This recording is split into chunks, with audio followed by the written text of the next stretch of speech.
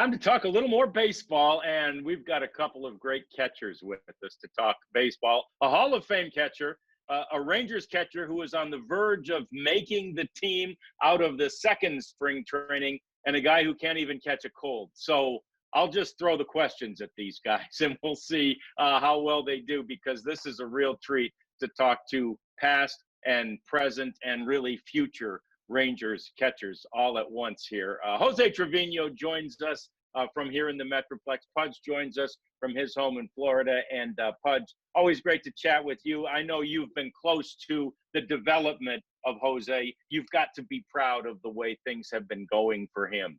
Yeah, absolutely. I mean, thank you for having me again. José, good to see you always. Everything is fine. You know, I think, you know, I was having the privilege and chance to see José growing up and working in spring training, and now, you know, all that work that he does in spring training and doing minor leagues paid off. Now he's in the big league. But I think the best thing that I see from José, that he always was a person that never say no. He always there. He always on time. He always first. He always want to be first in everything. So that's how good he is. You know, taking his job very professional. You know, calling games, reading. I mean, study the whole game, and he just been showing it. You know, the time that he's been with us in the big leagues. You know, there's a lot of our pitchers that love to having Trevino behind the plates, because obviously he studied the game very well and communicate with the pitchers well. I guess in a way, José, it's got to be almost surreal. You're used to it now because Pudge is around a lot, but it's got to be almost surreal to hear Pudge talking about you in those terms, but to then to just work with him as you do, certainly in spring training and even sometimes during the year. No, definitely. You know, it never gets old when you have a Hall of Famer telling you, you know, you're doing a great job behind the plate, especially trying to fill in his shoes. That's a tough thing to do. But I don't know if Pudge remembers this, but when I first started catching, you know, Pudge and Hector Ortiz were the first people there with me. I didn't know how to block a baseball. I literally did not know how to block a baseball. Like, I was like, man. I just want you to say it, not me, you. I really couldn't block a baseball. Like, I was having trouble. Like, I couldn't really block a baseball. And they wrapped a green band around me.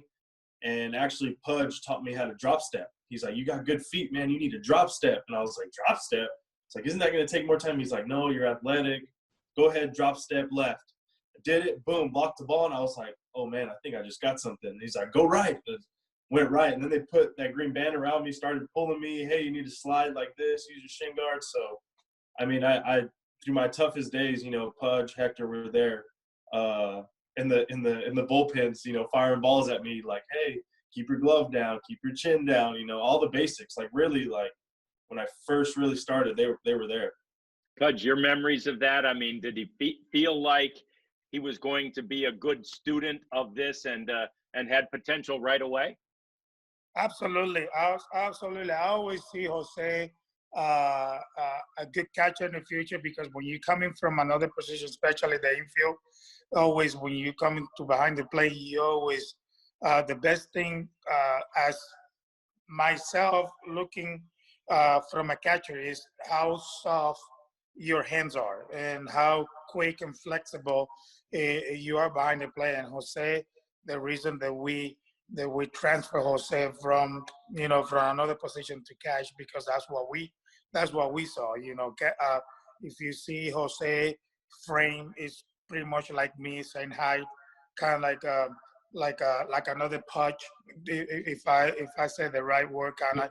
I always believe that, you know, catchers, you know, below 6 footers always are better catchers, because we can move faster behind the plate and block the ball easier than tall guys. And obviously, you know, when we're teaching kids how to throw the ball to second base, we teach them to stay low. And so for us, because we are not a 6-footer, it's easier for me and José to do to move their feet to throw the ball to second base. So I remember when I was working with Jose and also Hector was there. I remember that I was talking to Hector that Jose didn't need much work because he picked it up right away. As like I say before, he wanted to learn quick and he always there on time. And even though when we're not there, he's still working, by himself, try to make things better. But I think the best thing that I think I teach Jose was the mental part of the game, the anticipate, the kind of like, know what's going to happen in the game, like blocking, throwing, calling good games, kind of like, teach, kids like Jose and all the catchers in our system to learn how to anticipate the game of baseball. And Jose take that very well. He anticipates, he knows things. He always taught me things and doing batting practice or in the clubhouse that makes a lot of sense to me. And that's why he's pretty good behind the plate, because I think he learns that. He learns that it's very important to anticipate the game of baseball than see the play right there and not getting ready.